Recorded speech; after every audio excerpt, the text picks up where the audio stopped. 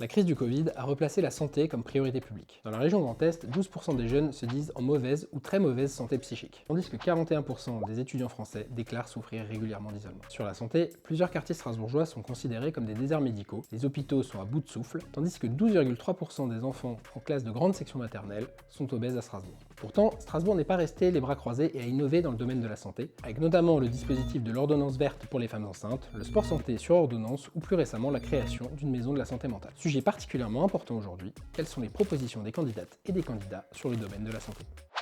La santé mentale et la santé physique, c'est un véritable sujet de société aujourd'hui. C'est un sujet qui touche notamment la jeunesse, mais pas seulement. Avec Strasbourg C'est nous, ce qu'on propose, c'est la réouverture des centres médicaux et sociaux dans chaque quartier. Aujourd'hui, on a vu la fermeture de CMS comme au Polygone, alors qu'il y a des véritables problématiques liées à la malnutrition, à l'asthme, etc., mais également sur les thématiques d'avortement. Il faut que chaque Strasbourgeoise et Strasbourgeois puisse trouver une oreille, une personne qui puisse l'accompagner dans un centre médical et social. On propose également des épiceries solidaires afin que tout le monde puisse se nourrir convenablement et lutter contre la nourriture industrielle, la malbouffe et permettre aux Strasbourgeoises et aux Strasbourgeois d'avoir une bonne alimentation et éviter les problèmes cardiovasculaires. Ce qu'on souhaite, c'est également que la municipalité prenne en charge l'inscription des jeunes filles de moins de 18 ans dans une association sportive, car les jeunes filles sont souvent moins représentées ou ont moins accès à la pratique du sport. Il faut que ça change et c'est pour ça que la municipalité doit aider les jeunes filles à aller vers le sport. Nous continuerons de développer des maisons urbaines de santé dans les quartiers parce que ça permet l'installation de professionnels de santé en proximité et ça permet de lutter contre les déserts médicaux. Nous expérimenterons la culture sur ordonnance parce que la culture c'est bon pour le bien-être et ça permet aussi d'accompagner des parcours de soins. Et nous proposerons des activités sportives gratuites dans les parcs en libre accès, encadrées par des professionnels en lien avec les clubs de sport.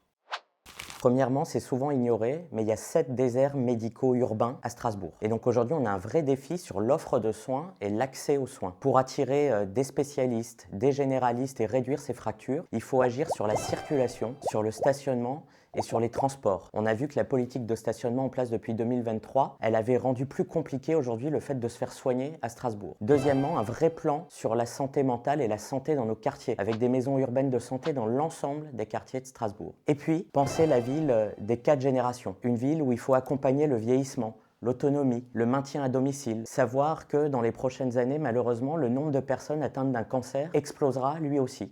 Donc c'est la question des aidants familiaux, c'est la question d'une ville bienveillante pour tous ceux qui souffrent d'une affection de longue durée à Strasbourg, dans l'adaptation des équipements publics, dans l'adaptation des services publics. Et donc ce sera l'une de nos priorités d'ici 2032.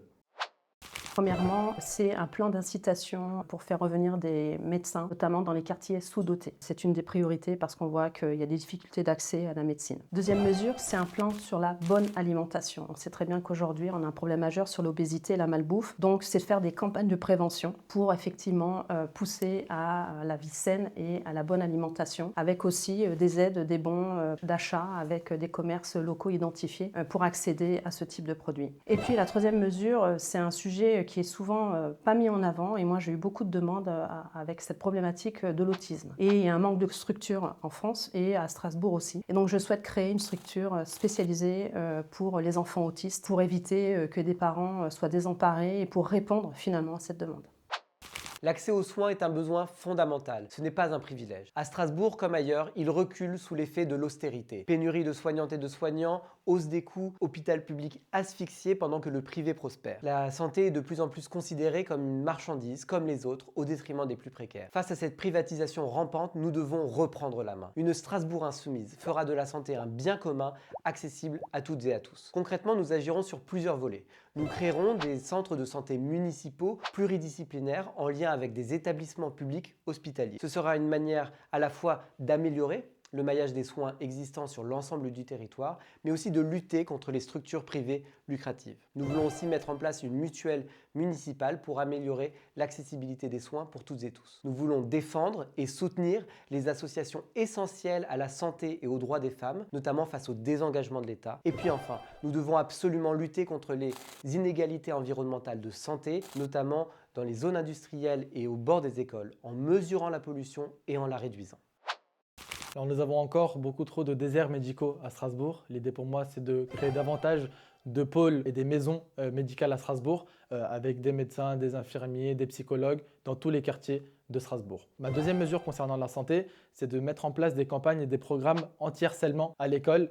Malheureusement, la santé mentale, c'est quelque chose qu'on peut des fois mettre de côté et aujourd'hui, ça doit être une des priorités à Strasbourg. Le harcèlement, c'est quelque chose qui commence dès le plus jeune âge et qui peut coûter très cher même plus tard. La troisième mesure, c'est de rendre la consultation auprès d'un psychologue non tabou. Des fois, on a l'impression qu'aller consulter un psychologue, c'est compliqué, mais il faut faciliter l'échange des habitants strasbourgeois avec des psychologues. Ça commence aussi évidemment par la jeunesse. Et l'idée, ça serait aussi de pouvoir rendre les consultations gratuites ou en tout cas à tarif réduit pour les jeunes en difficulté avec des psychologues. Premièrement, il faut faciliter l'accès aux soins. Et là-dessus, la mairie peut faciliter, peut accompagner l'installation des professionnels et soutenir bien évidemment des centres de soins. Et ensuite, il faudrait mettre en place un suivi psychologique et pour les personnes concernées et pour les proches aidants.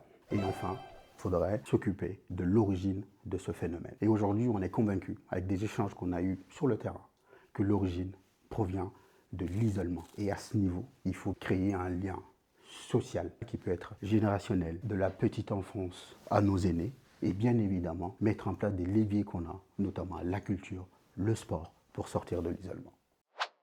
Améliorer la santé des Strasbourgeois, c'est d'abord penser à la santé des jeunes en ayant la possibilité de répondre à leur situation avec des espaces santé qui leur soient directement dédiés. C'est d'avoir aussi des maisons médicales de garde qui permettent tous les jours, toute la journée et toute la nuit de pouvoir accéder à des soins sans surcharger les urgences. C'est évidemment d'avoir un pacte de santé pour toute la population qui permet d'assurer la prévention, vaccination, soins divers, mais d'avoir aussi toutes les attitudes qui sont nécessaires pour réduire les causes de désordres sanitaires. Par exemple, la pollution de l'air, par exemple, la pollution de l'eau, par exemple aussi le surcroît de stress. Il faut faire en sorte que tout contribue à la santé et toutes les politiques publiques en soient inspirées.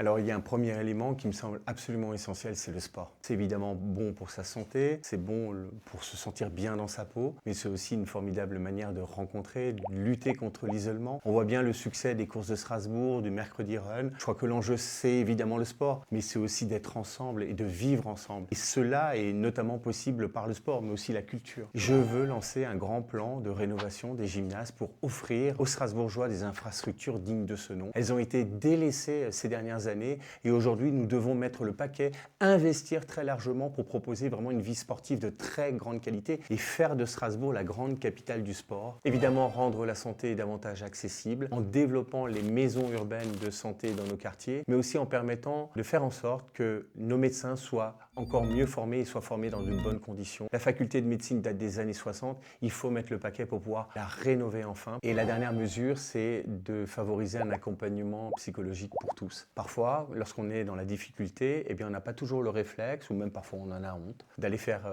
appel à un professionnel. Eh bien, je crois que par des vraies mesures d'accompagnement et d'information, la ville de Strasbourg doit rendre encore plus accessible cet accompagnement psychologique qui permet parfois de reprendre pied et de se sentir mieux dans sa peau.